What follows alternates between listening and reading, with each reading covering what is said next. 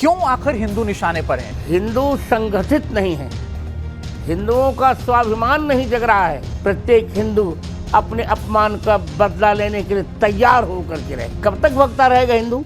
और जो बांग्लादेश में इस वक्त हालात बने हैं उसको लेकर के पूरे देश को चिंता है और जो देश के धर्मगुरु हैं वो भी चिंतित हैं। इसी पर बात करने के लिए मेरे साथ जगत गुरु श्री राम भद्राचार्य जी जुड़ रहे हैं। बहुत बहुत स्वागत है आपका श्री राम भद्राचार्य जी। पहला सवाल आपसे यही है कि जो हालात हैं बांग्लादेश में हिंदुओं को लेकर के, मंदिरों को लेकर के, उसका समाधान क्या है?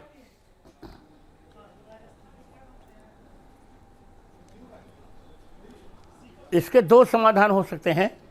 पहला समाधान यह है कि भारत सरकार बांग्लादेश की अंतरिम सरकार पर दबाव डाले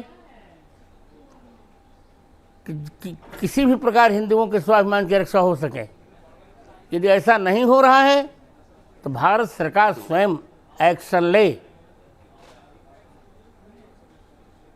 और हिंदुओं का किसी भी प्रकार का नुकसान नहीं होना चाहिए।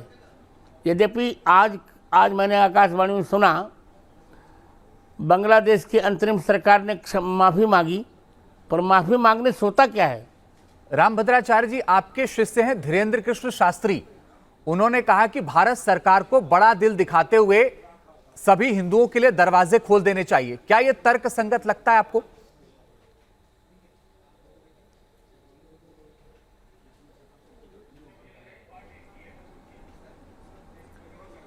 हिंदू जहां रह रहा है वहीं वो अपने स्वाभिमान से रहे। कब तक भगता रहेगा हिंदू?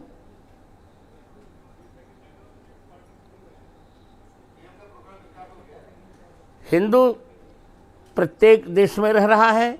100 करोड़ हिंदू भारत में हैं और 25 करोड़ हिंदू लगभग विदेश में रह रहे हैं। जहां रह रहे हैं वहीं वे अपने स्वाभिमान से रहें, उनके स्वाभिमान से किसी प्रकार का समझौता न हो।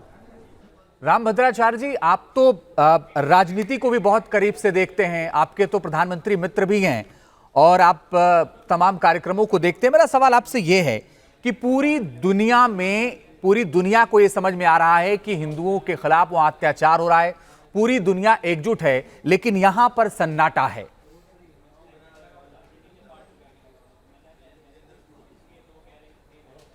यही दुर्भाग्य है यहाँ का। ऐसा है कि पहले एक ही जयचंद्र था, आज भारत में लाखों जयचंद्र हो चुके हैं।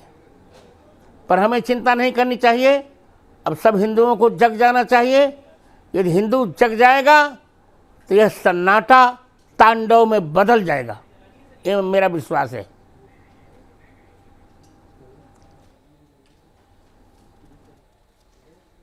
एक और बड़ी बात है, और बड़ी बात यह है कि आपको तो जहां वहां जो होता है पल पल की जानकारी आपको मिल जाती है। आप तो सब समझ जाते हैं, जानते भी हैं, जानकारी भी रखते हैं पूरी दुनिया की।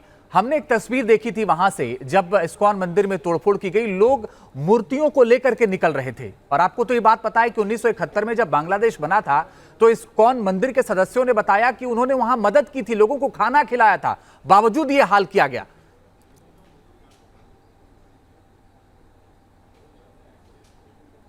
ये बहुत दुर्भाग्यपूर्ण जो भी इस बार हुआ है। आप सोच रहे हैं, आप जान ही रहे हैं कि जिसके पिता ने मुक्ति वाहिनी का साथ देकर बांग्लादेश को मुक्त करवाया, उसी शेख हसीना को उसका तख्ता पलटा गया और उन्हीं महोदय की मूर्ति तोड़ दी गई। ये तो कौम ही कृतघ्न है, क्या करेंगे। दुर्भाग्यपूर्ण है, बहुत दुर्भाग्यपूर्ण है। ये किसी प्रकार सहन नहीं हो सकता। स्वयं उनकी हत्या कर दी गई तो क्या करेंगे। न्यूज नेशन अब व्हाट्सएप पर खबरों के ताजा अपडेट के लिए न्यूज नेशन के इस QR कोड को स्कैन करें।